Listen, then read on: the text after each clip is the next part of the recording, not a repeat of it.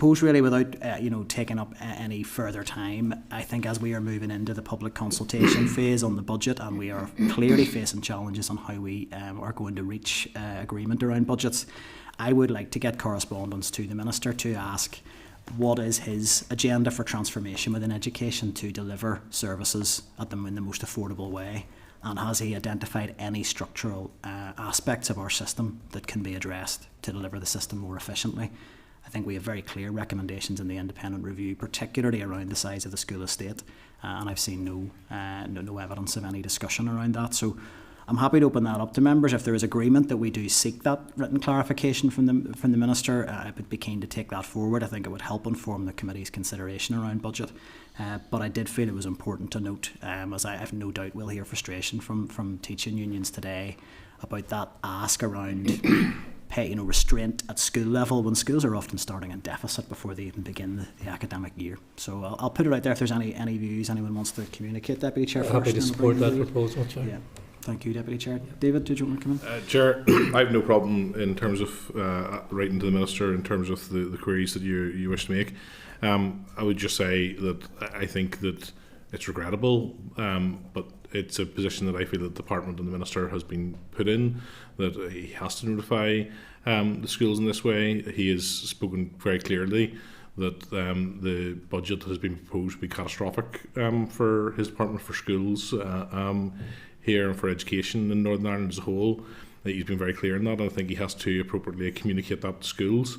It doesn't mean that he thinks that's satisfactory, quite the opposite, and he's outlined that, and you may well have queries around other things you may want to ask, but around the chamber, around this room, we've often heard, and politicians across the board are guilty of it. I'm not trying to play a huge amount of politics with this, but of people talking about things that they would aspire to have added to our school system.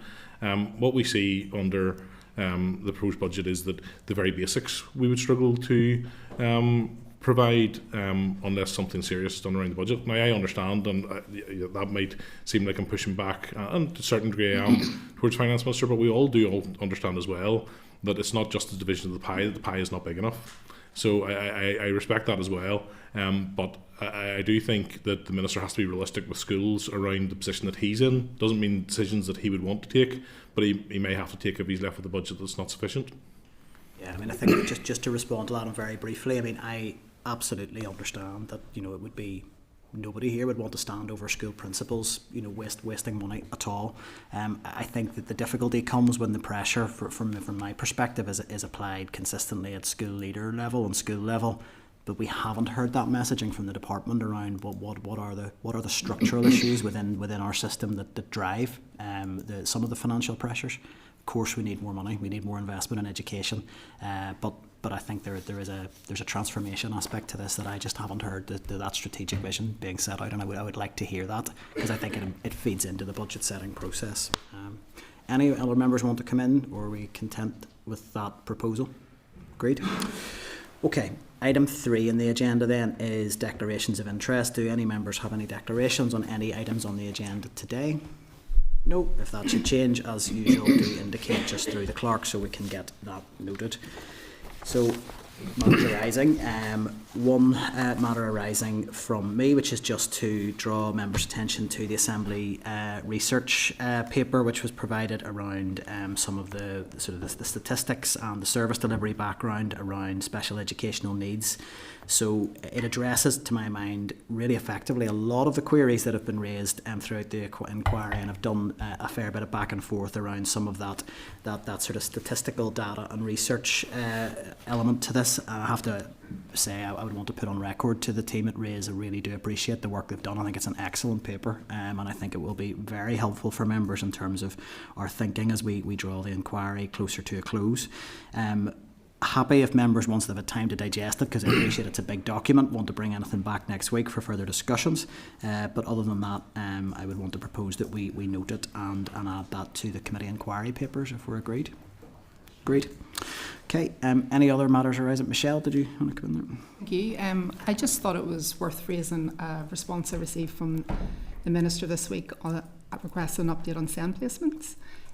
So in the response it said that they needed to create 950 additional places, and at this stage Now in January they have initiated 350, so that's quite a gap, and it's concerning to think that there might be another crisis in terms of SEND placements coming down the line.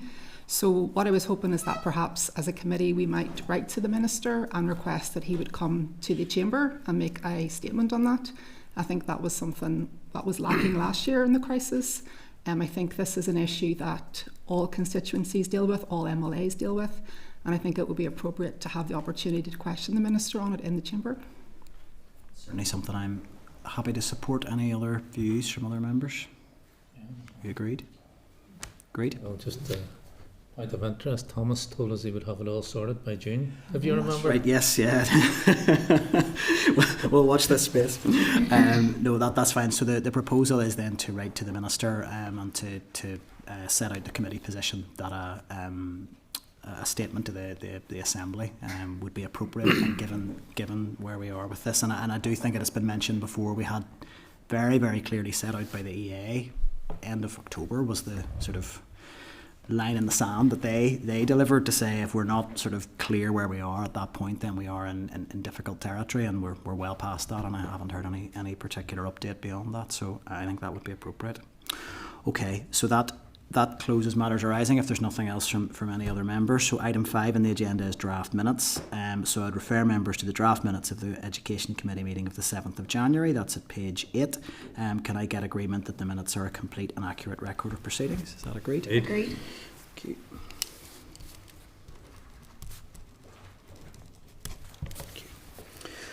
Okay, that takes us to item 6 on the agenda. So this is a briefing on the General Teaching Council Bill. It's an oral briefing from the Northern Ireland Teaching Council, which represent the main teaching unions in Northern Ireland. So I would refer members to the clerk's brief at page 16, and a Hansard report of the DE pre-legislative briefing, which is at page 18 of your packs, and members should all have a copy of the bill there in front of them. So just while witnesses are seated there, I would just suggest to members that the first part of the briefing, if we will be happy to take evidence on the General Teaching Council bill, and then once we've concluded that, if time permits, as we have the representatives from the unions here, there may well be wider issues in the education system that we want to put some questions to the members, to the witnesses. So I'm happy to give members time to do that if we're still on track at that stage in terms of time. So before we start the briefing, it falls to me to welcome all of you to committee today. So joining us today, we have Justin McCamphill from NASUT, we have Mark McTaggart from INTO, Stephen McCord from UTU, Joanne Whyte from NEHT, and Bronagh Wright from NEU. Hopefully I've got everybody's names there, and if anyone wants to add anything to their intros, feel free to do so. So I think at this stage, you've all been here before. I don't need to go through the format in any great level of detail. Happy to hand over for any initial remarks that you want to make, up to 10 minutes in relation to the bill, but if there's anything then that you want to add in terms of the more general landscape in terms of education and the issues that are relevant to your members, please feel free to do so. We'll take questions after that, first on the bill, and then to broaden out, time permitting. So thank you all for joining us, and I'll hand over. I don't know who will be opening up. Can I just start by apologising for us not having a briefing paper for you? Obviously we were kind of fixated on other issues this week with getting our pay offer and going out to our members and getting that received. So we don't have the briefing paper, but obviously we will be passing the briefing paper on at a later date, so apologies for that. That's so I'll hand over to Justin. Okay, and thank you very much, Chair, for the invite. So just want to start by saying I'm going to give evidence on behalf of the NITC in as much as possible. We exist as the negotiating body for teachers in relation to pay and conditions, but there might be some areas when it comes to policy things where we might diverge slightly. So just to say, if I get it wrong, where everyone is, we only did get the invite a few days ago. But so just to say though, overall though, the NITC as a whole, we support the concept of an independent professional body for teachers, but that's not what's in this legislation. We believe it is regrettable that the situation was allowed to persist for over 20 years, where everyone knew the legislation was flawed, and we knew it prevented it from regulating the profession in the manner originally intended. And I think maybe when you're a body and it wasn't doing what it was meant to do, that's almost part of the reason for the dysfunction that was there before, but I'm not really going to delve into it. We believe legislation is necessary because there are safeguarding risks for young children, young people, if it doesn't happen. But we also think there's more than one way of achieving this policy objective. We agree that whatever approach is taken, the core functions, as highlighted in the legislation, though, are required. So we do need to establish and maintain a register of teachers. We do need to approve qualifications for the purpose of registration, and we do need to regulate the teaching profession. The reality is at the moment that the current GTC is operating directly under the direction of the department in a more effective way than in its previous manifestations. And I think that is regrettable when you think back on the past. However, the NITC believe that as drafted, this bill will still leave the GTC operating under the direction of the Minister, and therefore it will not be independent or representative of the profession. Already, teachers ask why they have to pay for a body which isn't fully functional, and I think they will find it hard to stomach paying for a non-departmental government body in future. Calling it a council is giving the impression that it will have some sort of decision-making powers when it will have nothing of the sort. The draft legislation is unambiguous. The new GTCNI simply carries out the wishes of the Minister. And if this committee believes that this is the way to go, then at the very least you should remove the requirement for teachers to pay for it. Just to run through the different clauses to give our views. So I suppose if we had an independent body, we would agree with the requirement to remove people from certain groups, certain interests, but we think there's some nuances around that. I think we had an issue certainly with employer reps and those type of people being on a professional body for teachers, because that isn't what happens in other bodies. I think we have a range of views though among ourselves as to whether teachers would just be elected generally or come from different groups like primary, post-primary, special, etc. So I think we have a range of views on that. We do profoundly disagree with the removal of elections. In most other professional bodies, half are appointed and half are elected. This legislation would remove that entirely. And I know the argument used is, well, teachers elected the wrong people, but I don't think that's a good argument, to be honest. In terms of clauses 2 to 4, they don't seem contentious. They're allowing GTC to make provisions around its own rules.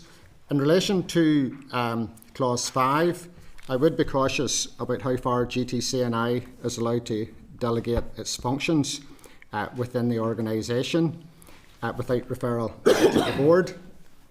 Clause 6 is a schedule that allows GTC&I to remunerate its members. We do believe people who give up their time should get out-of-pocket expenses. If a teacher is appointed, substitute cover would be provided already at the full rate for a public appointment. So therefore, we don't believe it's necessary to provide payments for people who be on this body. In relation to clause 7,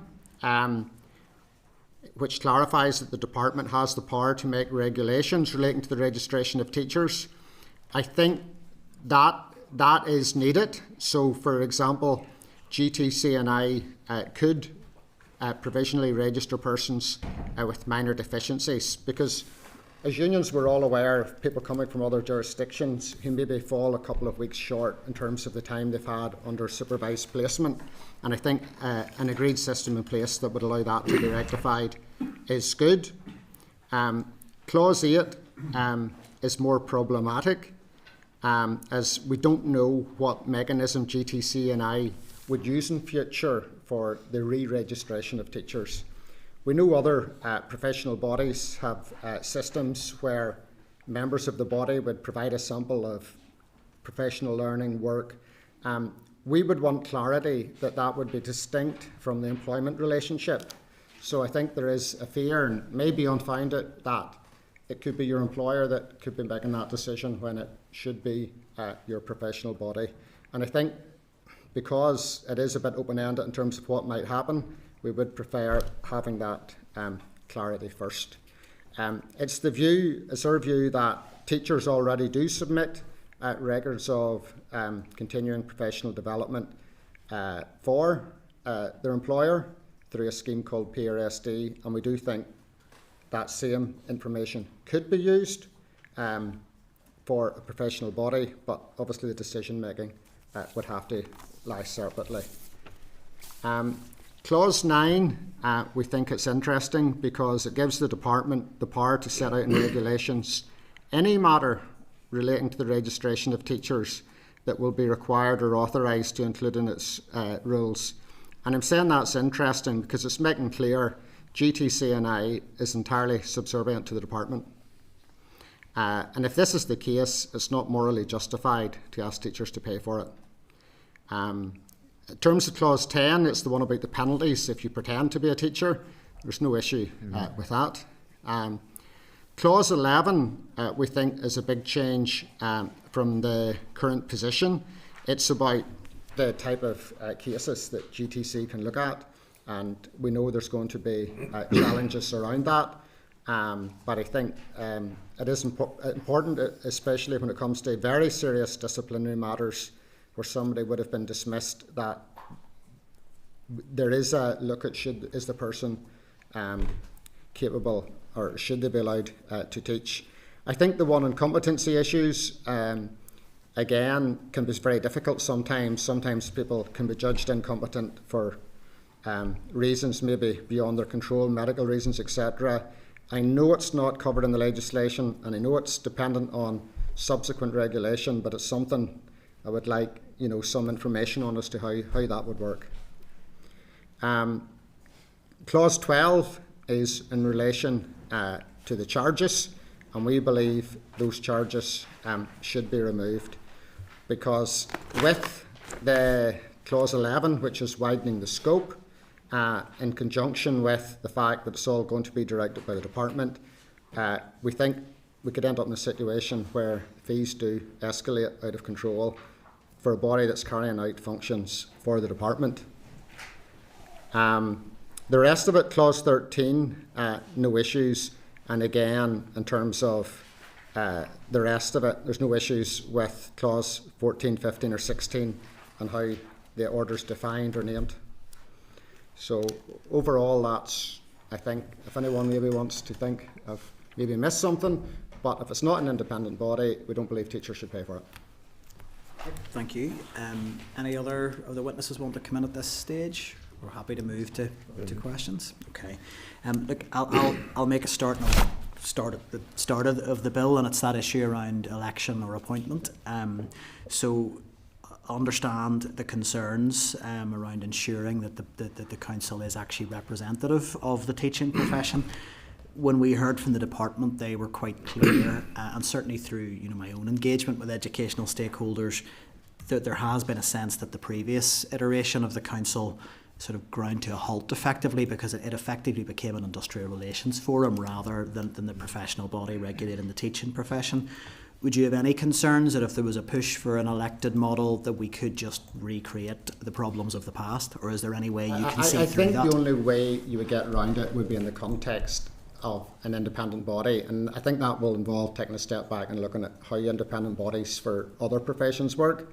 I think in the past we looked at Scotland, and Scotland has a very successful body, but it's one that's been in the firmament of the Scottish education system for so long that I don't think you could actually just create it overnight, and I think that's what we tried to do. Whereas I think we should have been looking at other professional bodies, law society, barristers, pharmacists, etc., engineers, what they do, which tends to be smaller bodies where the people who are there from the public and the public interest hold to account those who are elected. Whereas I think GTC got it the other way around. People who were maybe coming from the employer type perspective were pushing the work, and the elected people were criticising them, sometimes very loudly, whereas I think it should have been the other way. They should have been saying, guys, this is your job to develop these competencies for teachers. We're here to make sure you do it. Yeah. Go ahead, Bronagh, yeah. It's very, very important that the body reflects the service that it's standing up for and it's accountable to. So those people need to be from across the whole education sector in Northern Ireland to be able to, confidently and, with trust represent those sectors. So I think that's where we haven't had in the past, and that is a very, very important element of this, especially for, the area I'm interested with, young people underachieving and teachers who are working in that area. So I think it's very important that the body reflects the education systems and services across Northern Ireland. Would your assessment be that an elected body from the teacher side would be more representative than a body that arose from appointment? Would that be a clear position? Yeah. Yes. But again, it would only work within the context of an independent body, because if your only role on the body is to implement the will of the department, it's actually not really going to matter how you've appointed them. So I think the bigger thing is the independence of the body. I suppose that I'll ask maybe a wider question arising from this discussion. Is there a fundamental concern with the premise of this legislation? Yeah. You think that the minister should have essentially done something different? He should have created He should either an have done body and not tweak the structures we have. We think he should have. I mean, he had different options open to him. He could have gone for the independent body route, or I suppose he could have. The department could have done it themselves. Could have got, and that's not what we'd want. Or you could have some sort of agency. But whatever way he picks, there obviously should still then be consultation, listening to the profession. But the current body, it doesn't add up that you can say it's. And to be fair, they're not saying it's independent, but it should be. Those are issues we can pick up with the department when we hear from them. I wanted just to pick up, I think, a number of clauses. You highlighted this, but clause 9 and clause 11 in particular, you'd highlighted some concerns. Clause 9, very open-ended. Effectively, the department can require the council to do anything it wishes in future regulations. So I think I'd probably just note that at that stage. That is certainly something I would want to raise with them, of what they actually foresee, the sort of things they may be requiring the council to do that might arise out of clause 9, and would it not be better to put that on the face of the bill and be transparent about it, would be my first question. Clause 11 did raise some concerns with me, and I wanted just to hear in a wee bit more detail from you on that. It sets out this quite detailed schedule of investigatory and disciplinary powers that'll be conferred on the GTCNI, but the schedule itself is worded to say that these provisions may be provided for by regulations. Does that create a lack of clarity as to whether these actually are going to be the powers? I know the department's argument is that they're saying they're future-proofing it, but I think while I can get that from a procedural point of view, I think the profession does deserve clarity as to what it's going to be. And I think maybe the flip side to that, which is a similar, it is two sides of the same coin, I guess. We could potentially have this new body established without its investigatory or disciplinary powers being clarified, which creates uncertainty as well, which I think is helpful. If you look at the lesson of the past, because it never got to the regulating, it ended up with the two easy bits, and it still made a hymns of it, so that's what we had 20 years of, and we need to make sure that doesn't happen again. Yeah, I think across the committee there'll be certainly a strong interest in getting this right, because it did go so wrong previously. So I think it's important that we do consider this in detail. Look, I'll maybe come back in at the end if there's anything that I wanted to raise that isn't covered by other members. But I'll pass over to the deputy chair, and if other members want to indicate through the clerk who are interested in coming in, I'll pass over to the deputy chair. Thanks, Chair. The Education Minister has been keen to link this proposed new GTC with teacher professional learning, and Alan Boyd from the department said the bill will provide a power allowing for the periodic revalidation of every teacher's registration with the GTCNI. That will require all teachers to demonstrate periodically their continuing participation in teacher professional learning. So what are the teaching unions' views on this? Is there a workload implication, and has the department engaged with the unions on this? They have engaged, but they haven't outlined exactly what that might look like, because you could say there's a model that takes the existing PRSD model that's already happening, and that would be relatively workload free. But there also could be something new that teachers would have no control over. And it could range from, if you look at the language, it does say participation. So that implies somebody's going to have to provide. And I think, we don't want a situation where teachers are being legislated to take part in something that their employer's not providing.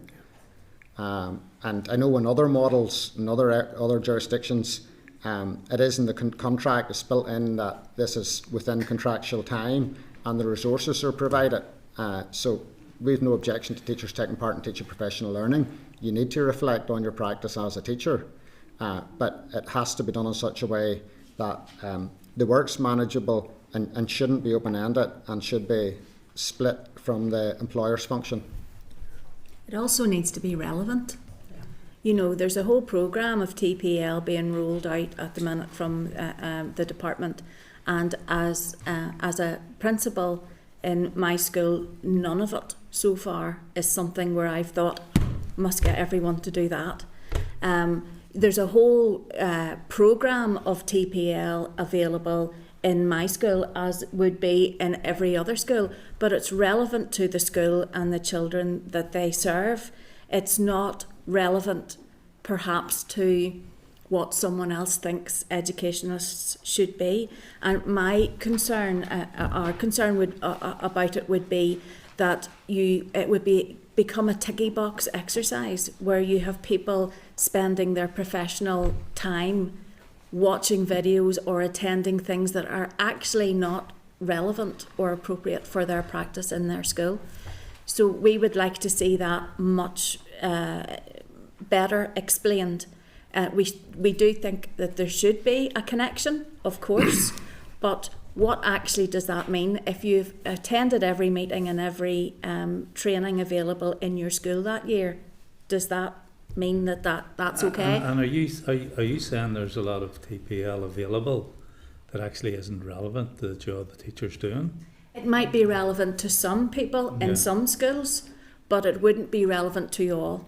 So, in my context, there hasn't been anything offered yet that, is relevant. And what we have looked to do hasn't been offered within EA or any of the department's offerings.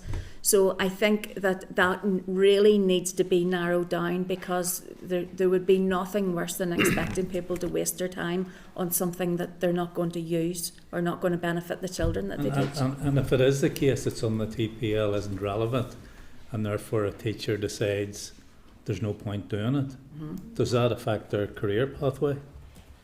Well, you wouldn't like to think so, because I think it should be up to the school that the teacher works in to decide what is relevant and what their TPL will be. There's obviously, through PRSD, teachers can come and say, I have an interest in this, I would really like to go and do this, and that would be considered their personal target in their PRSD. And so you get people going down all different alleyways that in the end is going to broaden what you can offer in your school, but that's a personal interest of theirs. But if instead of doing that, they're having to do something about, teaching French at Key Stage 2, because that is the TPL offering, the official TPL offering at that time. Just ticking a box by doing it. Waste of time. I think that one of the issues is going to be the bureaucracy that would be required. Yeah. And that again comes back to the issue of then of what the fee structure would end up look like. Because there's simple ways of doing it. You could have samples, etc.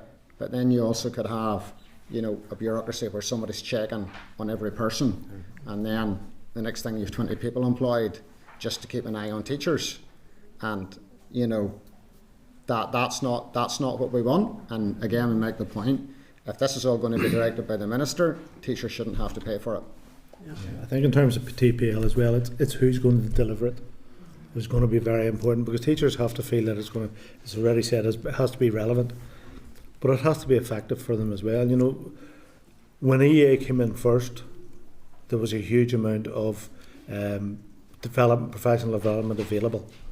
But that was cut back and cut back and cut back. So there's no longer, the EA's function isn't as much now of delivering training for teachers.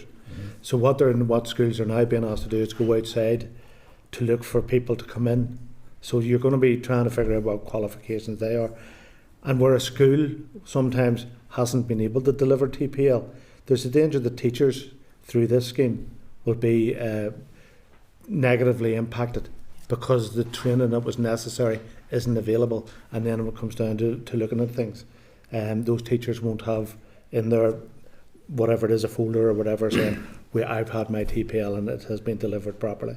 So there's an issue here with who's going to fund that, because when we're already being told, and from the letters that came out this week from Ronnie Armour, not to be bringing substitute teachers or supply teachers in. So when are teachers expected to do it? Will it be within their direct time, or will teachers be expected to do this outside their teaching time or outside their working time? So there are a number of issues there. And until that has been agreed with the trade union, I think we're going to have to be very, very much conscious of the fact that TPL has to be effective, but it also has to be funded properly. Yeah. Just one other question. As an MLA, I've made representations on behalf of a number of young, newly qualified teachers who are having difficulty getting registered because they qualified either in the south or across the water. And I'm wondering if you're familiar with those cases in general, and would the unions be supportive of an amendment to this legislation which would remove barriers to recognition of qualifications? And it's something that they've got better at, but still isn't perfect. And I think one of the issues is the local institutions are pre-approved, whereas if you're coming from somewhere else, you're asked to prove almost after you've got your qualification that it meets the requirements. I mean, as a union, we know where the institutions outside of here, send us young people from. GTC know that too. They'll know the top 10 institutions, and we do think they should be looking at, pre-approving those courses, so that at least you're only left with a small number of institutions to deal with. I mean, the reality is, in terms of external providers, the majority, are in the northwest of England, and so it should be easy, well, I would think, to speak to those institutions, and of courses don't change year on year, to make it quick to approve them. I think there should be a little bit of caution around some things that are happening at the minute. When we look at teacher training over in England and perhaps in other countries, I think in Northern Ireland we have a very high standard here of what's happening, and I do think there needs to be accountability for those that are coming to teach and want to teach in Northern Ireland. I think that is very important, and it should be regulated so that we're not diffusing, excellence within subject areas or, within certain sectors where teachers are working. So that is a very important thing to think about. Alluding to the international PGC model, the Coventry model, is that something that would be concern among your members? Yeah. And we do have a concern that that came in with very little prior warning. That's for anyone who doesn't know, there's an international PGCE offered in 4 universities in England that was originally intended for students who were going to go and work abroad. For some reason it's been allowed in Northern Ireland, and now they're marketing themselves as teacher training providers for Northern Ireland, and I think that came about without any proper consultation with the profession here. The Scottish GTC decided not to allow them. So we're not talking about the traditional universities in England, it's those who are doing it online, and I think questions have been raised. Doesn't necessarily mean that they're not good courses, but I think there should have been more scrutiny over the introduction of them here. What about in terms of north-south?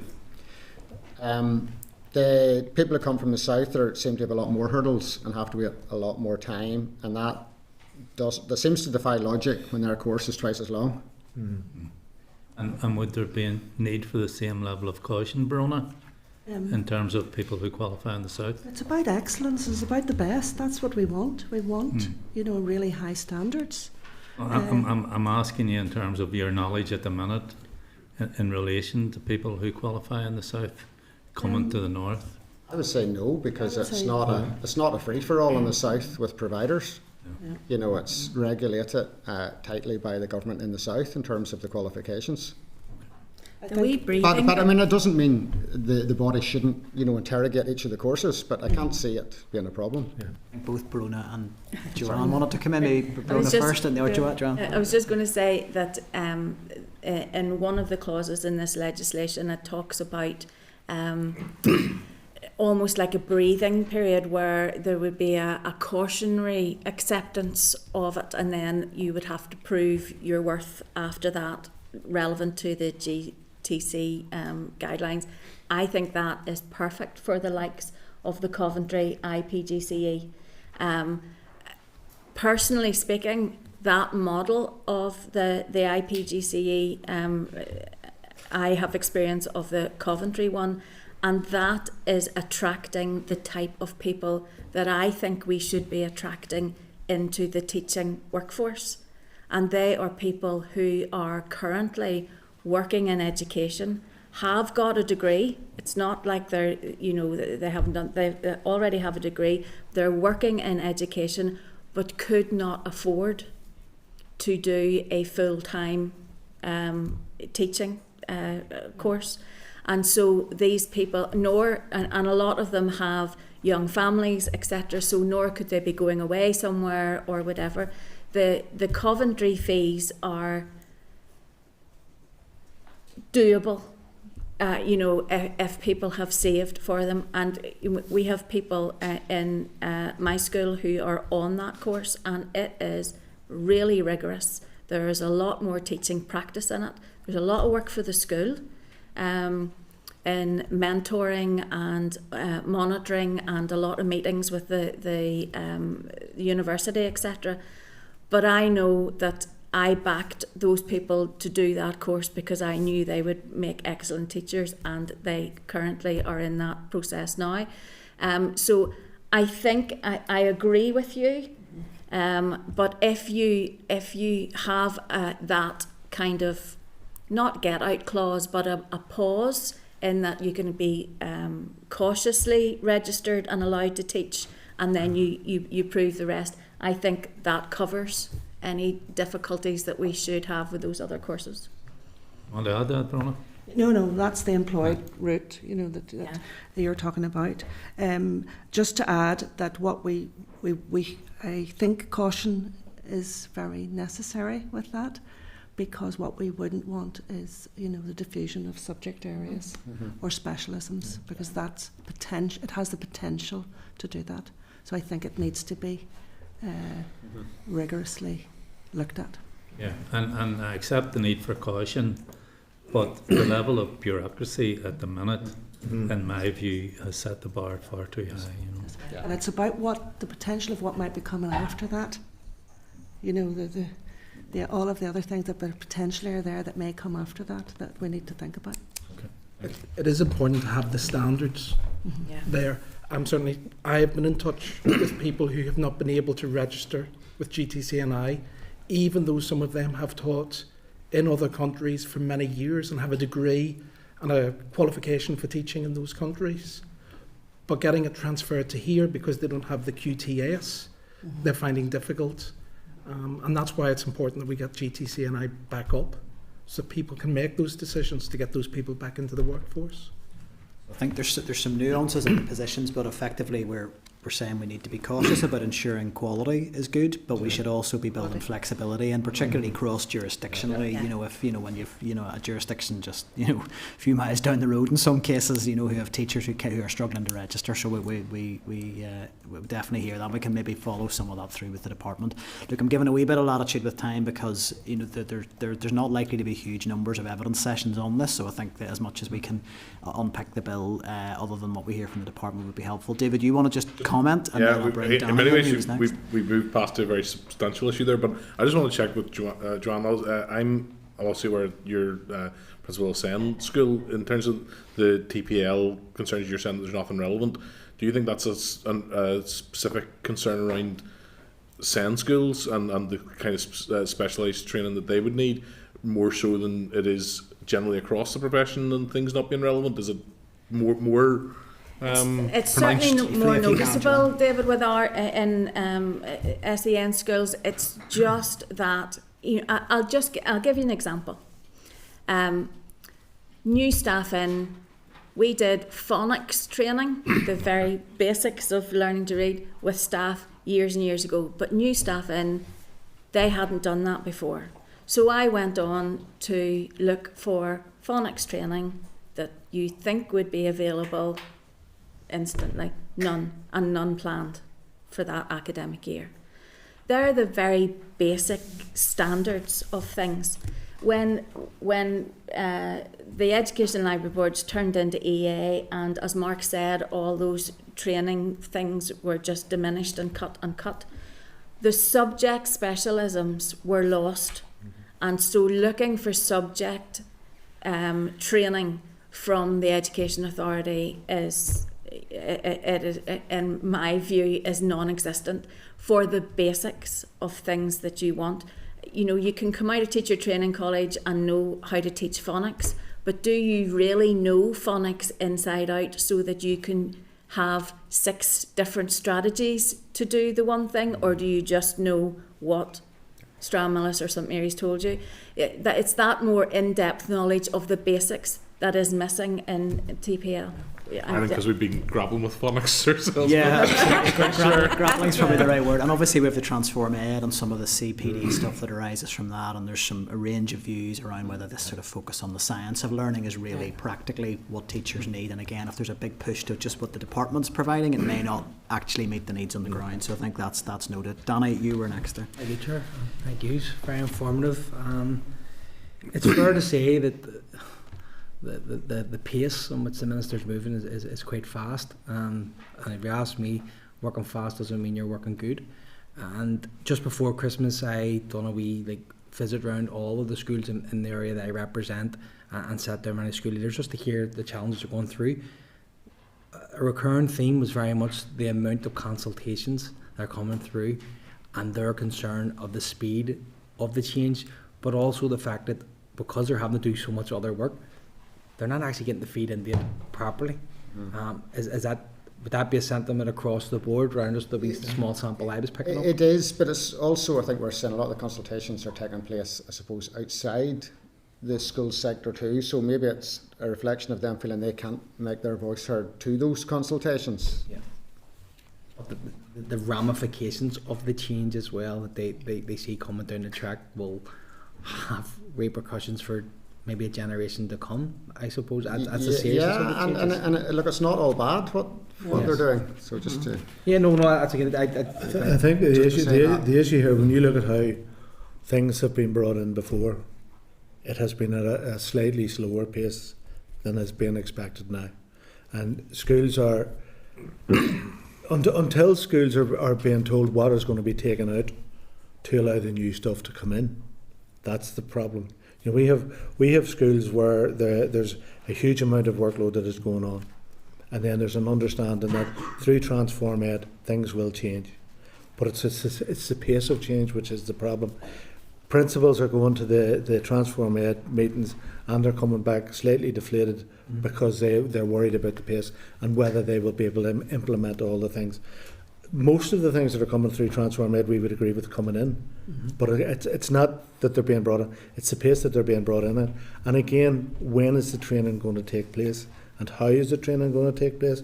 Because as I said already, the letter from Ronnie Armour and from Richard Pengelly talking about try to restrict the amount of supply teaching you're paying for. How is it going to be how is it going to be done if you can't bring supply teachers in to let the training take place? You know, there are all of those things.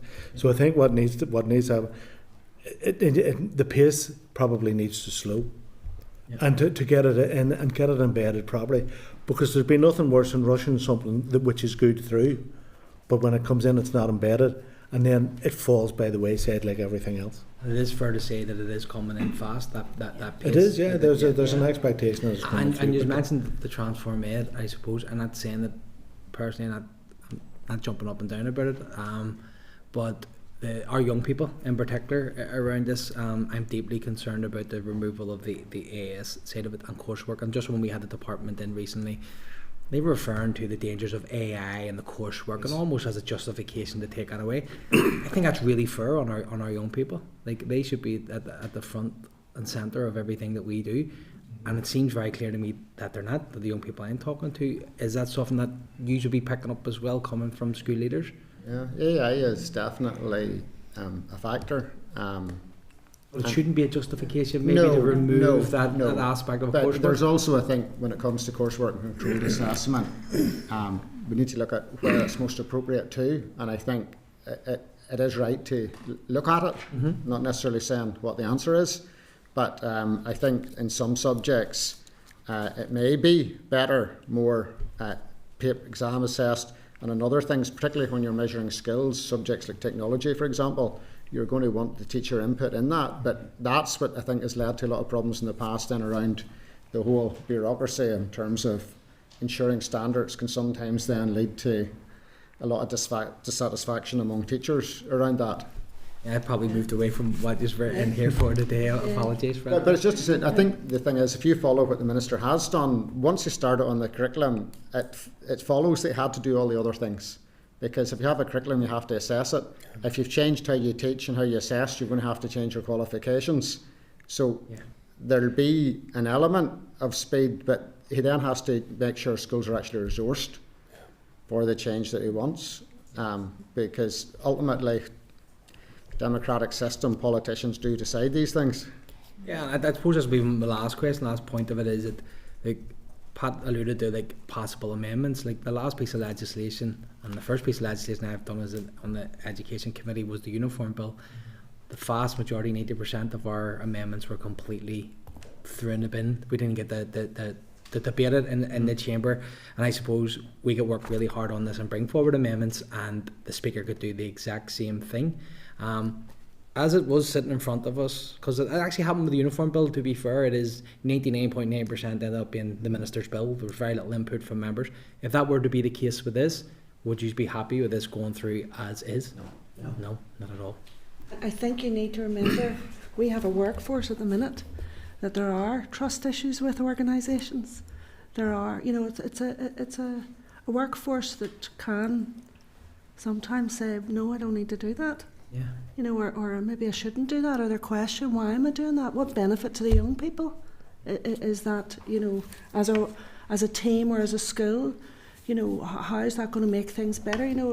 Teachers are quite focused on a lot of that at the minute, and which I think is good, but I think that we need to build trust. You need to build trust. The Education Minister needs to build trust, and the pace at which these things are going through, I'm not sure that's... And I agree with you. It's actually trust that needs to be built onto us as well. And I've just used the Uniform Bill as an example. You were probably never going to completely block it because it wouldn't be understood. But the reality of it is we could have made it a very, very good piece of legislation and we didn't get the chance.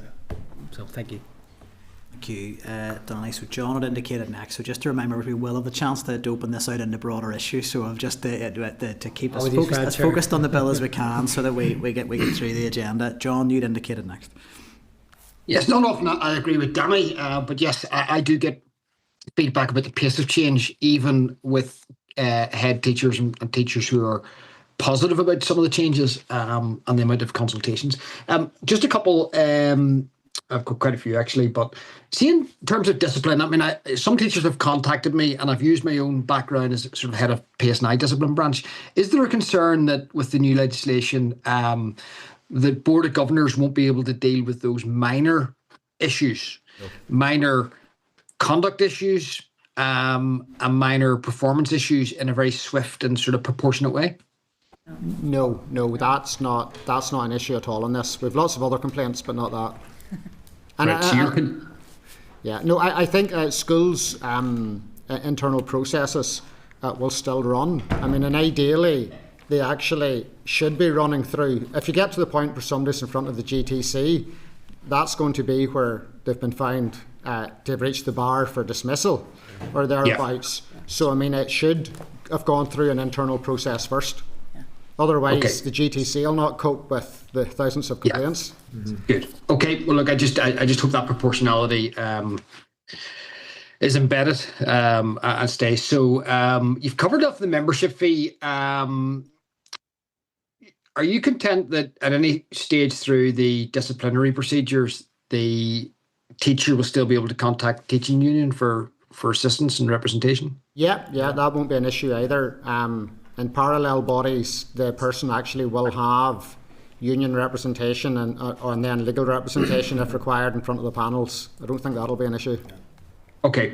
I've been campaigning for the right to wear school coats. So if you're a young person, you're going to school, a teacher can't be standing in front of the gate saying you're not allowed to wear a coat because it's not either we don't have a school official coat or it's not the branded school coat.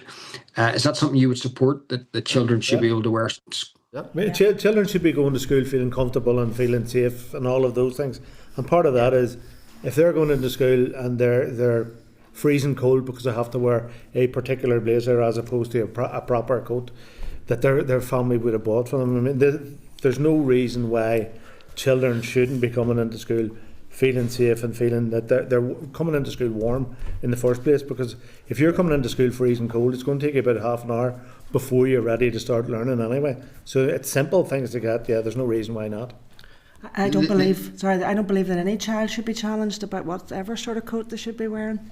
They should be. Look, I agree they should be allowed to wear coats. So I think we're nearly there with the draft guidelines for the school uniform guidelines. It's been included, but I just wanted to clarify it and get it more hammered down.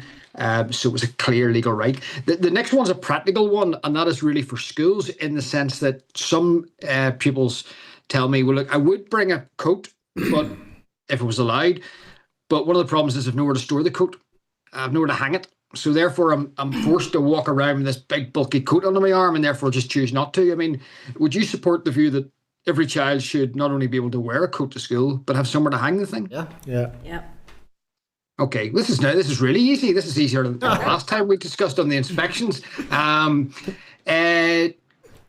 Just general budget. In terms of the bigger picture, I mean, dire financial situation faced by the department. I mean, if you were in charge of finding savings in order to give teachers the pay awards, where would you find the savings? You're going to find it's going to be very difficult to find savings. I think you'll find that schools over many years have already cut everything back that they can cut. And there's so little there to make any more savings, John. Could I say one thing? I've been going around schools. I'm actually at 2 this morning, and I always ask about procurement. And I say, look, if you want to get that wall painted, what would you pay under a procured service? And they typically give me a figure that's 3.5 times what they could pay a local tradesperson. Now, I know there's issues. You've got to make sure you get right people and vetting and all of that. But I just think we're getting ripped off, the public. I mean, I also spoke to one principal who said he had to get a flagstone fixed. One flagstone. It was cracked because someone would trip on it. Mm-hmm. And it cost £500 to replace one flagstone. And I queried that and said, are you sure you had to pay that? And the procured service is £500. Do you think we're getting ripped off with procurement? Yes. I think there are different views on that, John. I think the important thing is finding out the facts, and I do think it would be something that your committee should probably look at, because there are people in the EA will tell you there's swings and roundabouts in this. For example, we're getting the oil cheap for all the schools. You know, so I think it would be worth that would definitely be worth delving into and finding out what is going on. One last one, and you mentioned TPL. Again, speaking to schools, tell me actually getting sub-teachers in any basis is sometimes very difficult. They log on to this, whatever it is, and there's very few sub-teachers available. I mean, with things like the curriculum review, I'm told a lot of teachers, well, there's 2 points here. One, didn't want to release anybody because they had to release them for up to 20 days, and you just can't afford to lose a teacher for 20 days. So I thought 20 days was excessive. And second of all, the issue that when they try and get sub-teachers, they log onto the system and there just aren't any available. Is that 2 issues you would... We just asked briefly, as we're well off track on the bill here. So I think the teaching unions just because they mentioned TPL. Teaching unions are doing an awful lot of work to make sure that, you know, the workload, teachers' pay and everything, you know, is improving to keep teachers in Northern Ireland. So I think that's a very, very... something that we need to do a lot more work on, you know, you know, in Northern Ireland, is to keep those teachers and make teaching in Northern Ireland attractive. Yeah, I mean, I think that supply pool is obviously very important for the proper functioning of the system, and I think quite often those teachers do feel underappreciated. But it's not the system, as in the NISTRA system, it's people deciding whether they want to work as supply teachers or not, when there's other opportunities elsewhere that pay more money and maybe not necessarily the money, but offer longer continuity of work. Okay, I'll just finish that. I'm just going to say one thing, because I'll say it while you're all there. I mean, I'm still speaking to teachers who are getting badly injured at school. And I do think it's something we all need to focus on. I was at primary school today, and there's teachers who've been elbowed in the throat. And it's not a blame the children, but we have teachers being injured. And I just think we need to make sure they've got all the training and support that they need. And one thing I'm going to write to the EA about, and I'm going to say it in this, I've asked teachers and principals, when a teacher's assaulted injured, does anyone in the EA actually contact them? And says no. And you can put in a form to say you've actually had your broken nose or broken teeth. Nobody ever picks up the phone to say that was awful. So I just wanted to put that on the public record. Yep. John, I think Michelle, you'd indicated next. Thanks, Chair. Can I clarify, are you going round us again for other questions, or just do them all now? I mean, I think it looks like members are opening up way beyond the scope of the bill, so I'm not, I mean, if you've already asked questions outside the scope of the bill, want to be limited for time. Yeah, I do think we're at risk of pushing things for time. So I mean, I'm treating this as, unless anyone has stuck to the bill in their questioning, I mean, I'm happy to bring anyone in for final questions, but it's entirely up to you how you use your time now from here on in. But I think we are here to scrutinise the bill, and I think it's important we do that. Okay, well, first of all, just on the bill, I guess you explained you didn't have time to give us a briefing, and that's fine, I'm not chastising you on that, but we did have the department we're in, and we had their session in part of our notes, and they suggested that there had been a lot of engagement on this, and that it had been really quite positive. You had a few concerns, so I was just a bit kind of taken aback by the response today. No, I think they're mistaken civility for agreement. Not used to it. I don't know what to do with that. Okay, so just you're very equivocal that this is not going to do. So I am genuinely wasn't expecting you to be quite as definite about that. The disciplinary stuff's really important to all of this, obviously. So I just want to get a sense, are you clear from what's there now how that disciplinary process is going to work, and in particular the kind of timescales that will be in place for this? That's not clear. I think, go back, John's question in terms of what happens in schools won't change, yeah. But in terms of how it's going to work in this body, no, that'll need subsequent regulation and decisions made. And have you anything at this point that you'd want to say on that in terms of how long you'd want something? We would think in the vast majority of cases they only should be going to the GTC after the school has fulfilled its processes. Yeah. Now, it's possible you get to a situation where maybe a school refuses to engage in any process despite something very serious having happened, but then there should be bigger questions asked about that school. But on the whole, we don't want a system where a member of the public can say, well, when I was in school 10 years ago, this happened. It should be to the school first to follow its disciplinary procedures. And you've been very clear that there's an issue of trust here with all of this, and ultimately what's proposed here will be the department controlling it. But in terms of the content overall, if that was in the hands of someone you considered independent, would there be parts of this that you would say, look, and you have pulled out stuff for us that you're happy with? I think if it was would that give you more comfort? It would if it was genuinely independent, and I think there's other models out there, quite often with like an independent chair from outside the sector who's keeping everyone on track. And I think because I know I've been on the Teachers Pension Board, for example. They've had a policy of having an independent chair who's not on either side, but he's making sure everyone is doing what they're meant to be doing, and that can work very well. And outside the scope of the bill then, I'm kind of concerned that John has my papers, because he's asking all the stuff I have I have something in here about the assaults on school. I have a couple of things, but I'm going to focus on this, and John's raised it already. I did get some figures around this from a written question. And I think the breakdown of assaults in schools was understandably higher in special schools, and we understand the circumstances there. In other schools, though, mainstream schools, there was 288 assaults on staff. 181 of those were in primary school, but only 6 in post-primary school. So what is your assessment of that? Is that just an underreporting? And if that's the case, why are people underreporting in post-primary? Clearly there's underreporting, and I sort of was hoping this question would come up because just by way, if you don't know, at the Teachers Negotiating Committee in 2011 we agreed a policy whereby schools and employing authorities would report. We're still waiting 15 years later for that to happen.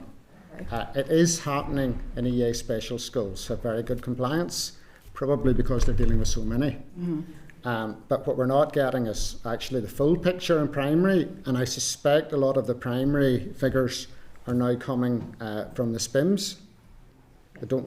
So I suspect that's where those figures are coming from. But to say there were only 6 in the whole of post-primary doesn't stack up.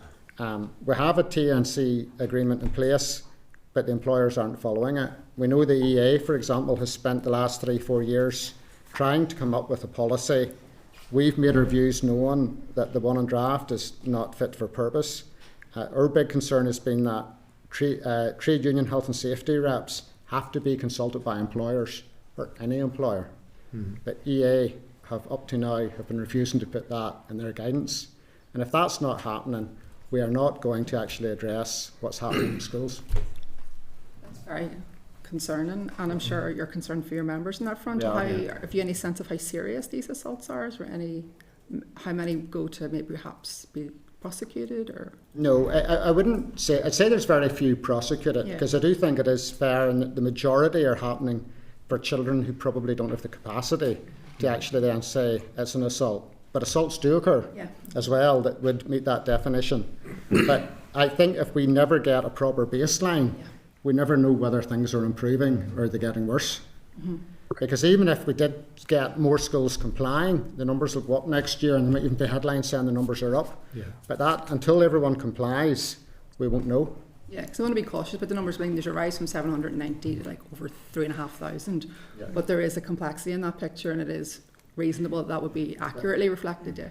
Perhaps when you're thinking about recording numbers, it may be useful to look at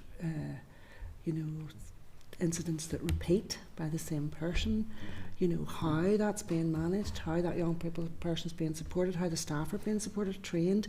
Those are sorts of things I think in this day and age that we should be able to look at. And I know that schools, all school sectors in Northern Ireland look at that, and they try to support that young person and the staff as best they can to make sure that a crisis doesn't happen.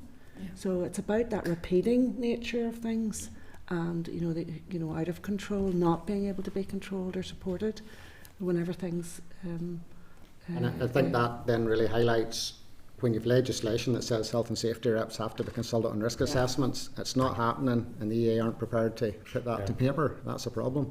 There's also an issue though just of age. Primary school kids get very distressed, dysregulated, and they just kill dead things around them. Where in post-primary, I've worked in both, post-primary there would be more of them telling you to F off and walking away. So because they are more in control of themselves than primary. So there is a bit of that in there as well. Thank you. Thank you, Michelle. Cara, you'd indicated? Thank you so much, Chair, and thank you so much to the panel for being here. We love to hear directly from yourselves. I'm going to go a bit out of scope as well. I just have 2 questions. They're just opinion questions. One of them pertains to point 8, the 10-point plan. Weeks previous, I had asked for clarification of how educational disadvantage is defined, and it was predominantly around children who are on free school meals, and it was like maternal educational attainment, so how much education the mother of the family had received, and I had felt very strongly that neglected to understand the different needs of our young people today, the trauma that they experience in the home, things like domestic violence, addiction in the home. And I just love to hear your perspective about point 8 of the 10-point plan and how educational disadvantage is defined, and maybe if you could share just some testimonies of your experience in education, and if there's anything there you think we can do to kind of beef that definition out a little bit to help every child, I suppose, the best we can. Well, my background is 15 years within the OTIS service, post-primary, Key Stage 4. So I think when we're talking about trust and we're talking about valuing areas of education, we have an education authority that's outlining cost-cutting measures for some of the most vulnerable young people in Northern Ireland who are at the end of their educational journey and at a point where they will get real support that will, in something like 87% of each of those young people change their lives, and they are being targeted now. That is not on. And I totally disagree with it. And I think that is because people do not understand what services do. So disadvantaged young people in Northern Ireland who are going to cost yourselves a huge amount of money moving forward, we are starting to deplete the services that are the ones that are going to change their lives and make them, have a plan, pursue a career, be valued members of our society. So it is completely wrong that those areas of education are being targeted. Can I add, in terms of the criteria that are picked, quite often it comes down to what's the purpose. If it's to get a system-wide benchmark, it sometimes is then using, as blunt as it is, something like free school meals, because at least you can then see how a cohort as a whole is doing. But it doesn't. I think if you're getting at as the individual, then it can be more complicated than that. So it depends, I think, what you're using it for. Yeah, no, that's really helpful. Thank you so much. And then just lastly, off the back of that, there's been a lot of changes within our education system, the discussion around curriculum review. We're looking at Transform Ed. Do you think at the moment teachers' unions feel like they're being listened to? Or do you feel that there's an air of hostility? Or do you feel teachers can really feel they can be honest and contribute their beliefs and their opinions? Maybe I'm putting you on the spot here, but I'm just curious to do you feel listened to in your capacity as unions and as teachers? As teachers, no. I've had the pleasure, and I'm choosing my words carefully, of going to 3 Transform Ed events, and all 3 ended with me out in the hall with teachers who were very, very distressed.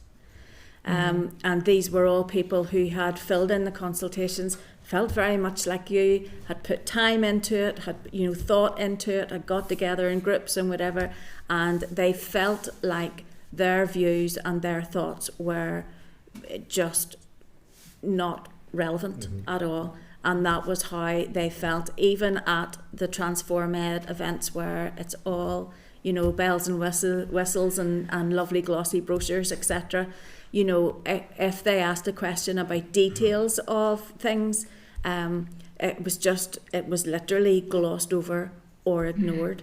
And one of the things in particular is for those schools that have specialist units, and for general special education children as well. The curriculum review that we got, I think we got a paragraph in all of the whole curriculum review. And schools who had taken on SPIMs and other specialist units had felt like they were going to be left high and dry because of these. They were going to take an average, to test how well kids were doing. But if you were a school that had taken on many specialist units, then obviously your school average grades, for want of a better word, were going to be a lot lower, and they felt like they were going to be punished and targeted with more meaningless TPL. So there was the details are not specific enough where people can find themselves in it and find how they're going to be successful in it for the children in their school. But certainly the feedback that I have been getting is that even the most elite of schools and academic of schools, their teachers in there feel like they have not been listened to. I mean, I think that that's what we're hearing too at school level. However, in terms of engagement with us as unions, I don't know that we could complain in that. I mean, for example, yesterday we had a very good meeting around the assessment. So that engagement is taking place, and I think if we were to ask for more meetings, we would get them. Yeah. But it's making sure it's the, I suppose, subject specialists, people in SPIMS, people in special schools, making sure those people are listened to is the challenge. I think one of the challenges we have is making sure that the people that we bring to those meetings are the people that need to be there.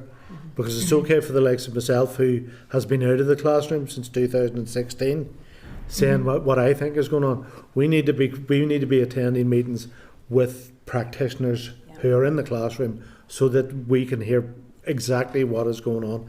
We get an awful lot of information from our members by going out and meeting with them and going to our branch meetings and things like that. But there's nothing better than the people who need to hear the things, hearing it directly from the people who are living it. So it's something which we have to be more aware of as well. Yeah. Look, that's really helpful. And Chair, just a final comment to say thank you all so much. It's great to hear what is working and where you do feel listened to, but also those teachers and school leaders who have the expertise, who can't see themselves in the current changes. So that's so helpful for us as a committee to know, and thank you for being here today. Appreciate it. Thank you, Cara. Cathy, you were next. Thanks, Chair. I was waiting until the second round of questioning there, so I wanted to ask... Any sense we're discussing the bill is long gone, so crack on. And Joanne, just to say, your word pleasure, I don't think it was misconstrued there like civility was, so don't worry about that. I wanted to ask about the workload review and just maybe get an update on that. I know that it was completed and published towards the end of last year. Can you give us a sense of where we are with it? I believe there was trade union rep on the panel for that. Well, the Minister said in his press statement yesterday he'll make an announcement in the next couple of weeks, so we're looking forward to that, and certainly teachers and the feedback to us are very much looking forward to it. Okay, so where is it at the minute with well, it's with the Minister. It was published on the 28th of November. Yeah. It's with the Minister since then. Obviously he's taken soundings from his people around the department. But obviously when it comes out, I mean, what we will need something similar to what we had in the Heads of Agreement, where there's a timeline of how things are going to be implemented. The Minister will probably have to set up an implementation team to get it put forward. What we don't want is what happened 2 years ago, where there was loads of meetings with the unions and management said they came up with 247 recommendations and about 3 of them have been brought forward. So we need this to be a meaningful outcome. The Minister called for this. There was 27 recommendations within it. Those recommendations, some will cost money, some can be brought through quite quickly. But what we need is we need to know how they're going to be implemented and how effective they're going to be. So we once the Minister has given an announcement of his understanding, at that point we will then be feeding back in and it'll take a level of resourcing, because while there's some low-hanging fruit in a way that'll take decisions to be made and can be implemented, some of the others are going to take a bit more money and time to actually get into place. And have you any sense of where that is heading from the Minister, or are you just awaiting? Well, I think I'm prejudging too much, but I would say positive. I think the fact that the Minister called for it, there's he has to take responsibility for it from now on. Okay. It was he asked for the independent review. We were quite happy to accept it, and I have to say, given that we have got it, I know my colleagues in the Republic of Ireland are asking the Southern government for something similar on teacher workload. Right, okay. So it's something like that. But I mean, in terms of as I say, we don't know. The Minister has spoken positively to us about it. Okay. It's what happens next. It's important. Okay. And in the coming weeks, you think that something will be published? That's what he said in his press statement yesterday in terms of the pay deal. Okay, thanks, Chair. Cathy, David, you'd indicated. Thanks, Chair. I just wanted to probably explore a bit further because I don't have knowledge of it. I was looking up bits and pieces there. You talked about the Coventry PCGE model and the IQTS element of it.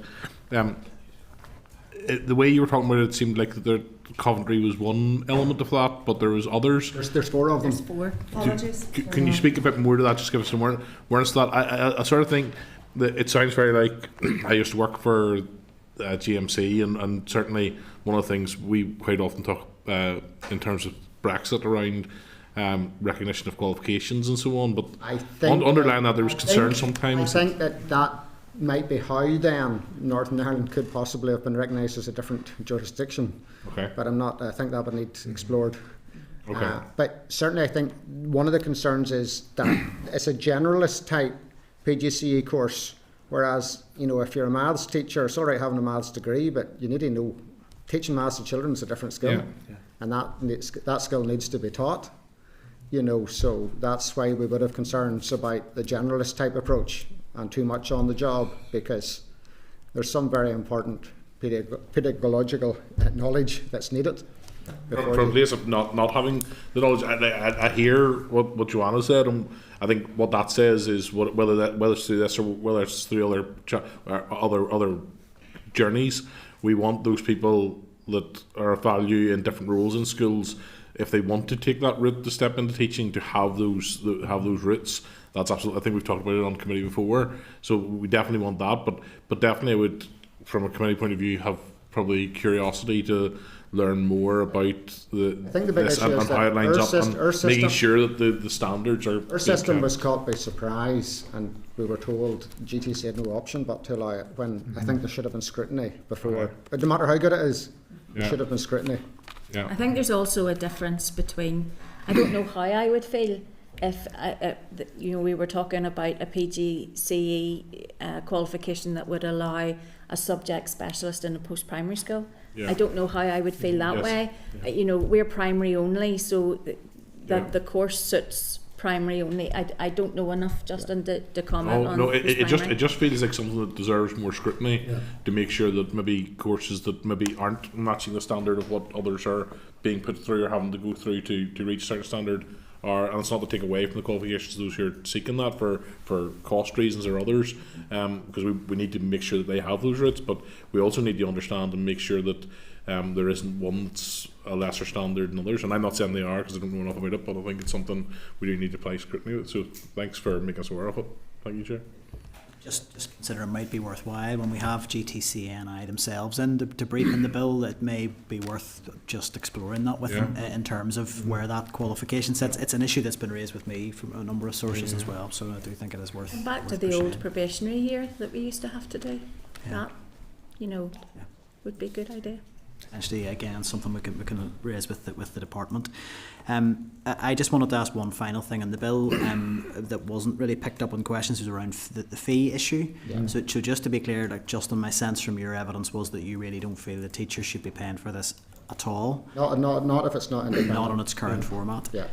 In clause 12, which deals with fees, it seems to me that it's built into this that the fees that are charged have to cover the costs of actually running GTC, but build in permission to go beyond that. Does that feel too open-ended from your perspective in terms of where those fees could go? Too open-ended. I imagine the logic is, say, if you wanted a new IT system, it would allow you to, borrow to do that. You're borrowing from the members. But I think overall, there's so many functions been taken on, and they're all departmental functions, that we think the department should pay for them.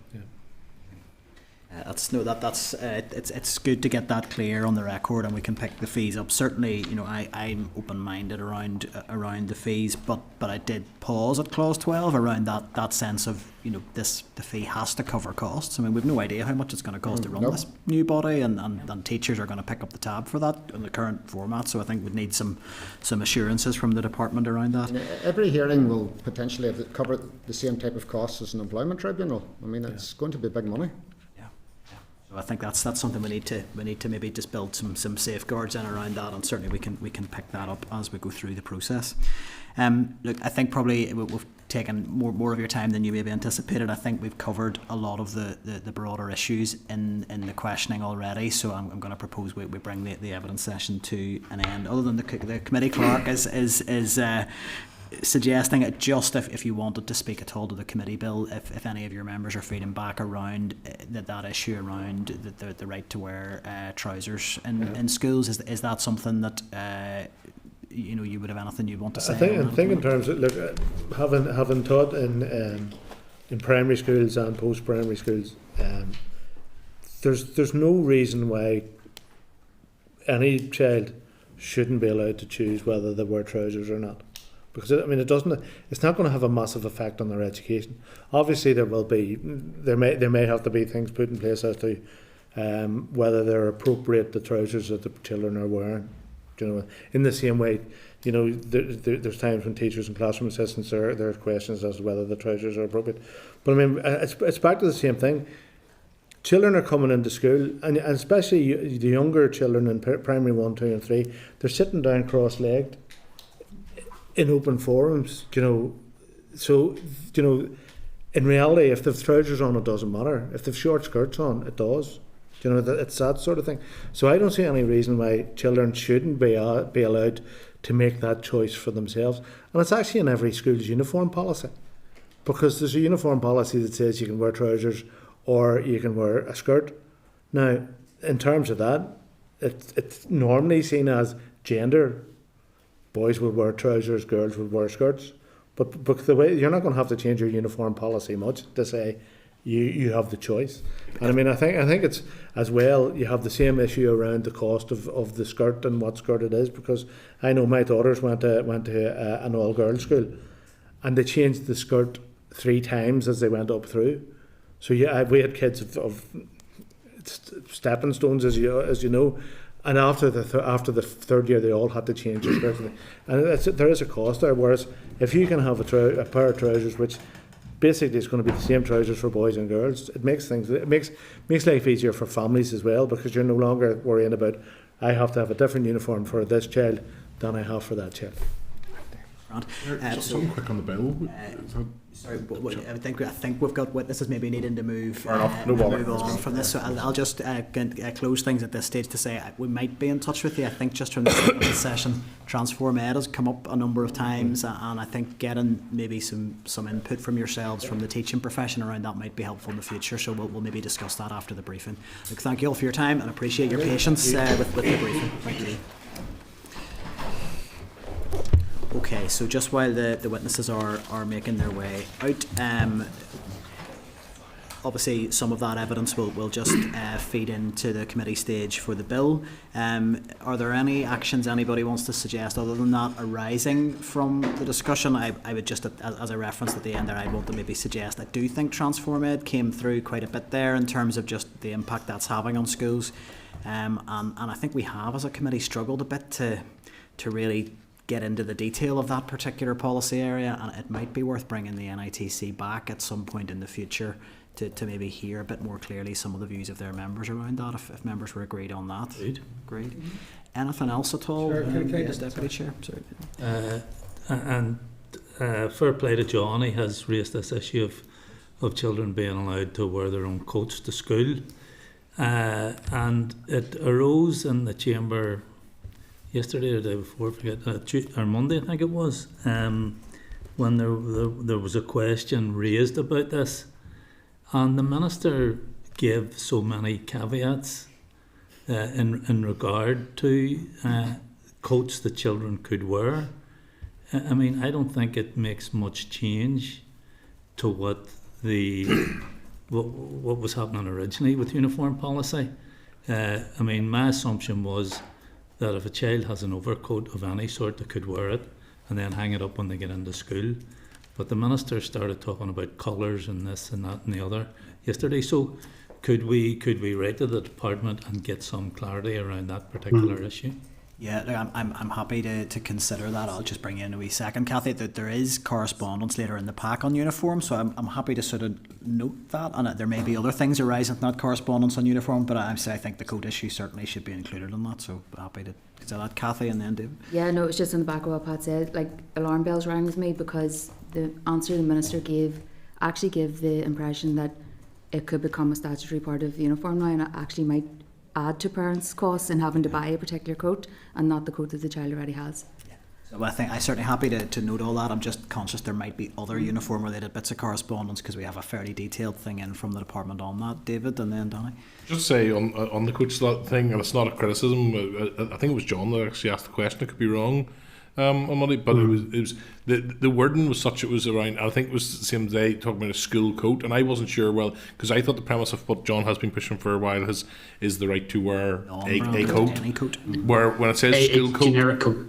Yeah, well, that's because sometimes when you hear school coat, you imagine branded sort of school coat, and that's I think there's some confusion around that one. You see, if the school's going to insist on a particular colour, a particular material, you know, then we're back. That's what I meant. It's two very different proposals in that sense with the word. Yeah, so. if I just come in, Chair, I mean, the thrust for me is that they're allowed to wear the coat to school, as opposed to a school designated coat.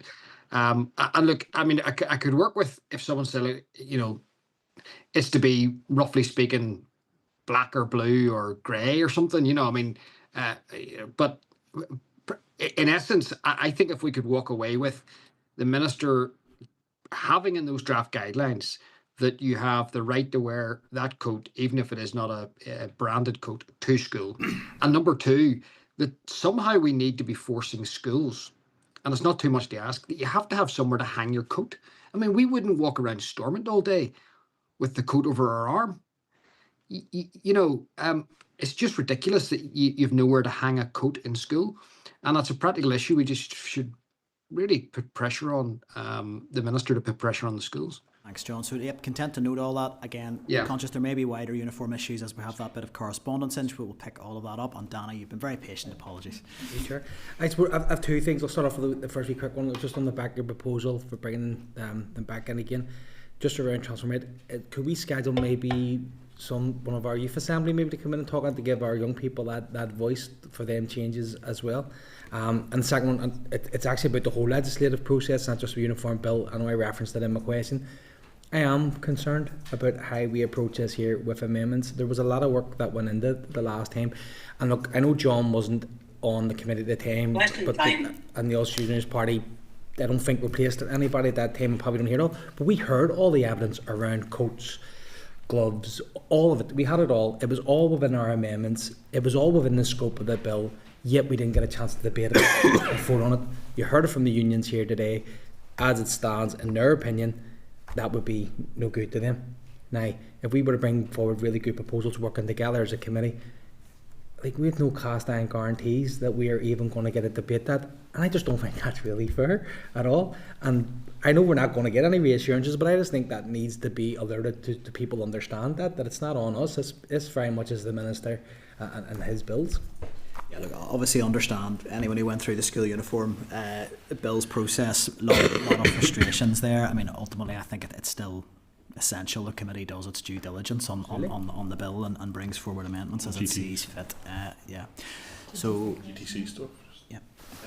Just say, and it was what I was going to ask at the end, and Justin, from what Justin said, he may wish to come back on it, but it said about none of the functions that of the GTC, the functions of GTC are things that are departmental responsibilities, and therefore the department should pay for it.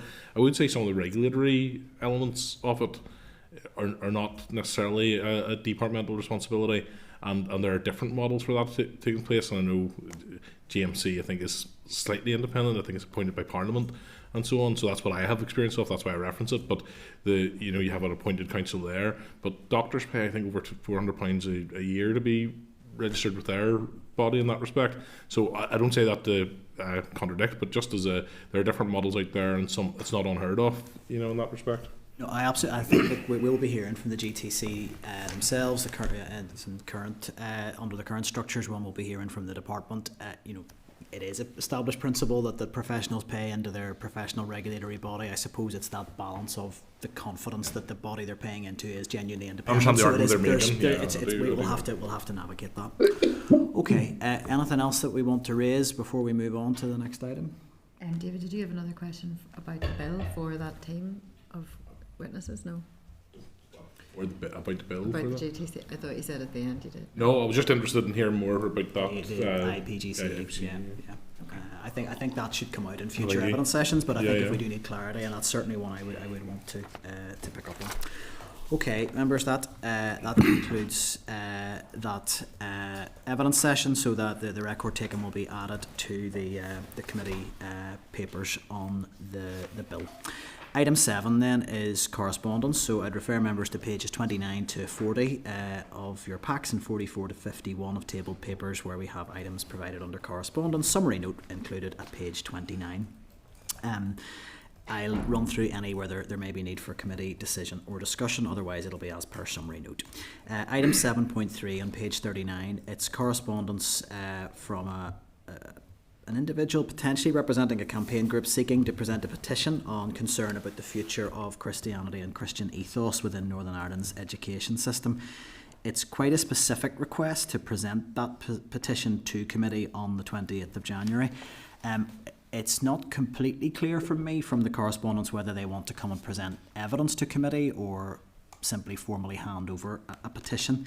I'll maybe ask the clerk to speak to that, but my sense is we don't really have a facility as committee to receive a petition because we're not in a position to make decisions arising from the asks of the petition. So I'm certainly open, based on anything else the clerk wants to add, that if they want to provide us with a digital copy of that petition, we can certainly consider it in correspondence, but it feels that the petition may be better directed to the department, or if there was an individual MLA wanted to pick that petition up, there are procedures within the Assembly to allow for that. I don't think our agenda on the 20th permits another evidence session, so I think we need to just make that clear at this stage. But I don't know if there's anything you want to add to that. I mean, Standing Order 22 is about public petitions, and it allows for a member to present a petition to the Assembly. So it would be for an individual member to take this up on behalf of the organisation, and that would give them a platform where they'd have plenary time allocated by the business committee, so there would be a bit of a delay, I suppose, while that's scheduled, and then the petition would automatically go to the minister and then come back to the committee in due course. So I think, I mean, I'm happy to advise the correspondent of that, and then maybe they could approach members unless there's a member who particularly wants to lift it now. I mean, I don't know specifically about the so I don't want to commit to it, but I'm happy to discuss with the person who's corresponded with us, and I mean, it seems to be things that I would be aligned with, and happy to investigate whether I can be helpful in that regard. Well, our members contend if there's individual members who want to approach the group directly in terms of taking that petition on through the procedures that the clerk's outlined, we can also, I suggest, direct them to how to correspond with the department on this. But to regretfully, advise we don't have scope in our agenda on the 28th to receive another evidence session. But happy to see a digital copy of what their asks are, and it'll be included in packs. We all agreed? Okay, item 7.5 in tabled papers, page 44. It's a written ministerial statement on the draft early learning and childcare strategy. I think you'll see in your forward work plan there's potential for that to be scheduled. I think potentially at the end of March. So are we agreed that we arrange an oral briefing from the department on the strategy? Agreed. I'm sorry. Oh yes, Cathy. Could I just add, do we know if they're definitely coming in at the end of March? Just conscious that the consultation is closing at the end of March, so it would be good to get somebody in would be the right prior to that, yeah. Or around that time. Yeah, no, that is the date. That date is confirmed. Confirmed. Yeah, okay. since the tabled forward work plan went out in italics, they have actually confirmed that date. So, no, that's good to get that confirmed. Item 7.6 on page 49 of tabled papers. It's a notice of intention to make an oral ministerial statement on the North-South Ministerial Council Education Sector, which was a sector meeting which was held on the 23rd of January. Are we content to note? Agreed. Item 7.7 on page 50 is a response from the Department of Education regarding the Minister's visit to Israel, and it was around clarifying some dates around when itineraries were established and shared with the Department. Happy to open up for members' views. I mean, I would propose that we note at that stage. I'm not sure how much further we can take sort of any of the inquiries with this, but happy to open it up to members if anyone wants to add anything. Happy to note. Item 7.8, page 51 of tabled papers, response from the department on the school uniform guidelines. So this picks up the conversation before. So look, I think if we're agreed that on the issue of school coats that the committee is keen to get clarity on precisely what the guidelines provide. Is it unrestricted right for pupils to wear a coat of their choice, or are there restrictions around colours and style and all of that associated with it? There's an additional query there coming through from John around whether the Minister has any views around providing appropriate space to actually store or hang a coat once brought into school. Is there anything else other than that around the uniform correspondence that we would want to add to that? I mean, there were a number of queries that have been addressed there, or are we content on those issues? Just a small point. If it turns out that it could be that you can wear a generic coat, it does beg the question as why we're having to bring forward a committee bill then for girls with the right to wear trousers. Look, undoubtedly, the correspondence does raise that question, as did the Minister's responses in the Chamber. Whatever provisions have been put in place on coats, that they do place more duties on schools than anything around trousers that currently does, and it does indicate the extent to which this is just eminently deliverable and it could be done, which it is incredibly frustrating. I have no issue in adding to that correspondence if the Minister would, in the interests of good use of assembly time, would he consider just making that minor change to the guidelines to allow all pupils to wear trousers. I think I'd be keen to be explicit on that, to say we're not really interested on whether the Minister encourages people to campaign for the right to wear trousers. Exactly. We can all campaign for things, and we credit to any young person who mounts a campaign on any issue that they're passionate about in school, but the Minister's job's not to encourage people to campaign for things. He has the power to do something, and we really would like clarity. Is he going to do it, and what is the rationale for not doing it? Content on that, Michelle? I was actually just going, yes, what is the rationale for not doing it? I was just endorsing that as a specific question. Absolutely. Just end with do your job, please. Well, look, I think there's a degree of frustration, I think, of even the need to be, and I think this has been reflected even just in content on social media that people have been putting forward. Why are we even discussing this? It is hard to fathom, but are we agreed? When you think of the amount of time, assembly time, committee time, officials time that are going to be devoted to this, and if it goes to the floor of the Assembly, it will pass. Yep. There's absolutely no doubt about that. So we're in stroke of a pen territory to resolve this matter, but we're not. Unfortunately, there's not a meeting of minds there. But I think we have agreement that we'll write on that basis and on those other issues around the coats as well. Can I just on please do come through. Just because it probably should have and didn't at the time. I know Pat keeps writing this with the Israel letter that I was on the trip. It's a declaration of interest, but interest, but I don't believe it's conflict. Thank you. Thanks for just raising that. And then item 7.9, page 60 of tabled papers. It was an invite to me as chair. And look, apologies again. I think there'd been an issue with the correspondence that I shared. The original invite wasn't in there. For open disclosure, I have provisionally accepted the invitation to speak at the Blackboard Awards for teachers at the end of the month. But I was invited as chair, so it would just need committee agreement if everyone's content with that. Agreed. Okay, and then we also had, which was at the top of the agenda in chairperson's business, but I think was in the interest of just getting onto your evidence session, I'd moved it on to correspondence. We have a letter that was tabled from a parent, and it was, I think it went to all committee members, and it is in relation to the CAG test. It is a request for an intervention to be made, I'm assuming at departmental level, to either permit or require the CAG test to be facilitated in primary school settings rather than going to post-primary settings for that.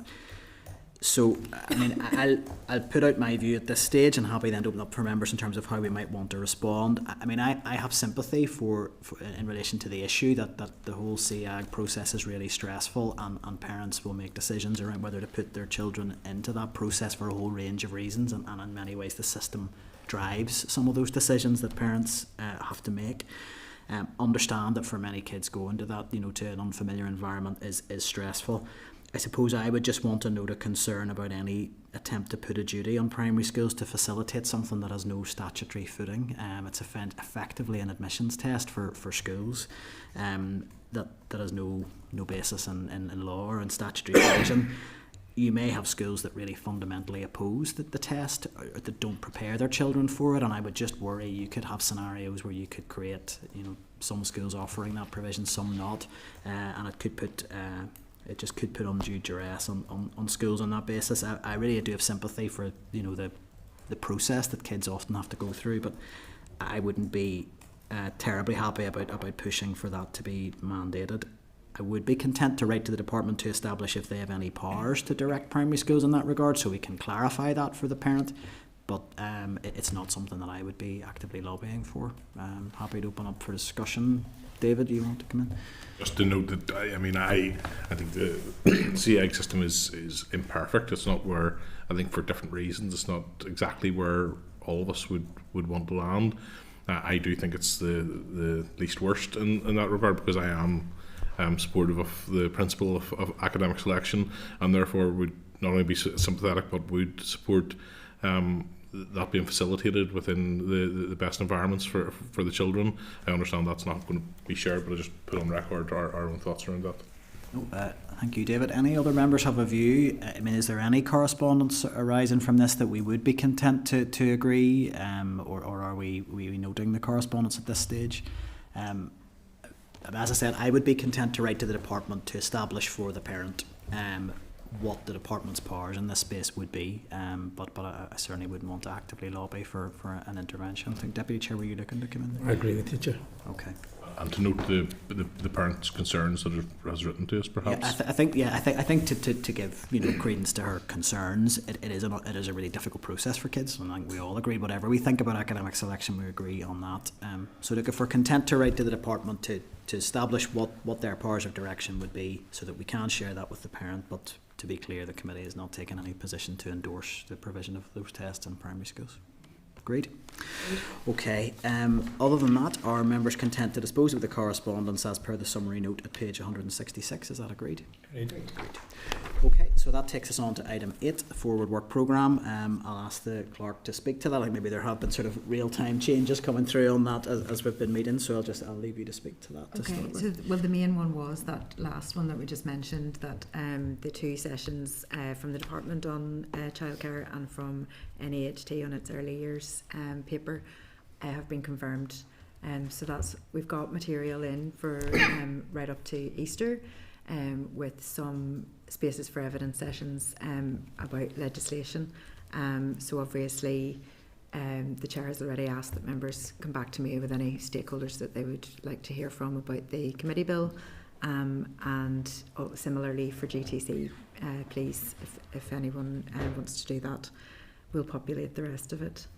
Yeah. Probably worth noting on the committee bill, I think you left a note for me there. I was just reading during the meeting there, we've over 1,500 responses on the committee bill, so there's clearly the interest in the subject remains high.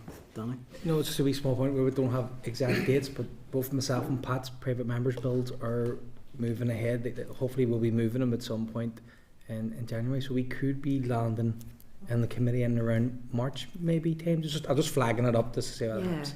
Yeah, so we'll keep an eye on that and start scheduling that as well. We're going to get a Gantt chart that you can look at, as well as the forward work plan, so that you can see the parallel processing of these various things, because we're going to have a lot. Yeah, there will be a lot between now and summer. So I think we do also need to be realistic that I think, particularly given that update from yourself, Danny, on the 2 bills, that there's not going to be a lot of scope for a huge amount of material. Suggesting a deep dive into procurement, which maybe another year or 2 in the I think mandate. That might be for another time in another committee, but that's fine. I just wanted to flag one really, really small thing. It's we had agreed for the British Heart Foundation to come in to brief us, but I was just chatting with the clerk today. They, I think, had been keen to do that alongside the department, but I don't think the department are able to brief. So I had asked the clerk if members are all content, as DE were sort of saying that is more operational, to see if both EA in terms of the installation of the DFibs and SIA in terms of the curriculum element were able to brief. But I think my understanding is February is Heart Health Month, and it would make sense to hear from them there, and the committee's had good engagement. So hopefully we can still get that session over the line. Other than that, are members content to agree the forward work programme was drafted? Agreed. Item 9 is any other business. Is there any other business? No. And item 10 then is date, time and place of next meeting, and that is scheduled for Wednesday the 21st of January at 2 p.m, room 29 and online. And I'll put the question at this stage that the committee meeting does now adjourn. Are we agreed? Agreed. Committee room 29. Sound.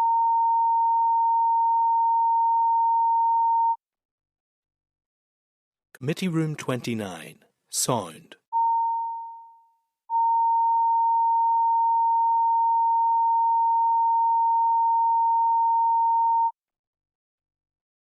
Committee Room 29, Sound.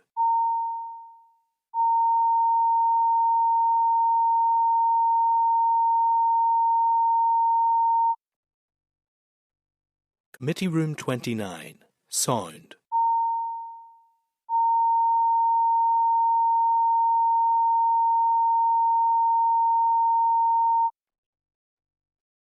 Committee Room 29, Sound.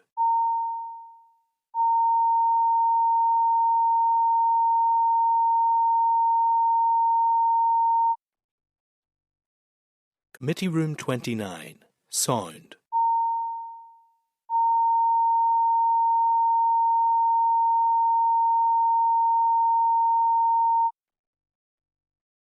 Committee Room 29, Sound.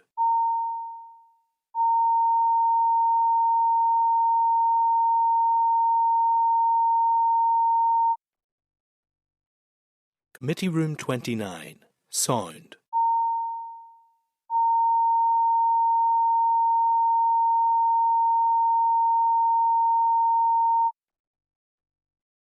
Committee Room 29, Sound.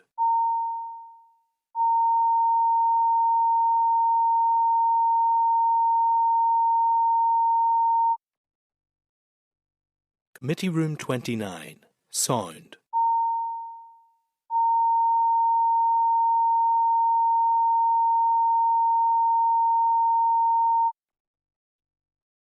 Committee Room 29, Sound.